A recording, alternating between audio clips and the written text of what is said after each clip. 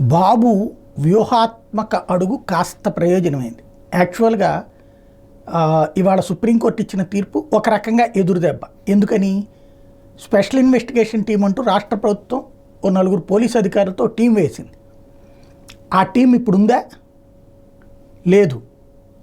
Rule ప్రకారం అయితే ఉంది. ఆ టీంను రద్దు చేసిందా రాష్ట్ర ప్రభుత్వం? చేయలా. వాళ్ళు విచారణ కూడా ప్రారంభించాక అర్జెంటుగా డీజీపీ ద్వారకా తిరుమలరావు గారు వెళ్ళి వాళ్ళని అబేయన్స్లో పెట్టారు. అంటే రాష్ట్ర ప్రభుత్వం వేసిన స్పెషల్ ఇన్వెస్టిగేషన్ టీము పనిని తాత్కాలికంగా నిలుపు చేశారు.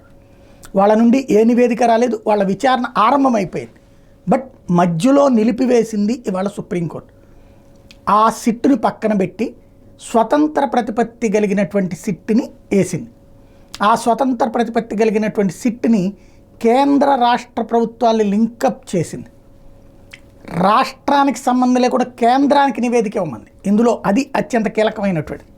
ఇందులో సిబిఐ నివేదిక ఎవరికి ఇస్తుంది? కేంద్ర ప్రభుత్వానికి ఇస్తుంది. ఇందులో సిబిఐ చీఫ్ పర్యవేక్షణలో 2 సిబిఐ అధికారులు, 2 రాష్ట్ర అధికారులు, ఒక ఫుడ్ సేఫ్టీ అథారిటీకి సంబంధించినటువంటి అధికారి, మొత్తం 5గురితో కూడినటువంటి కమిటీ ఉండాలని తేల్చి చెప్పింది. అది కేంద్ర ప్రభుత్వ పర్యవేక్షణలో నడుస్తుంది. సిబిఐ నేతృత్వంలో అది స్వతంత్రంగా దర్యాప్తు చేసి కేంద్రానికి నివేదిక ఇవ్వాలి. ఇది తేల్చి చెప్పింది. దీని మీద చంద్రబాబు గారు జాగ్రత్తగా స్పందించారు.